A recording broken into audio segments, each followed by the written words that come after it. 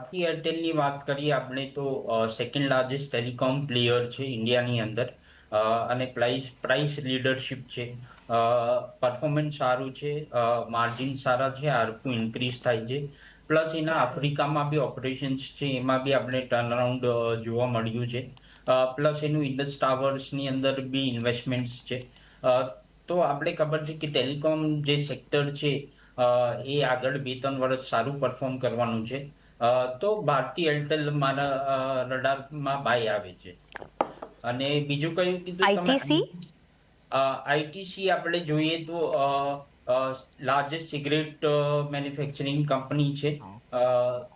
Margins બી સિગરેટની અંદર આપણે margins જોઈએ તો 40% પ્લસ માર્જિન્સ છે.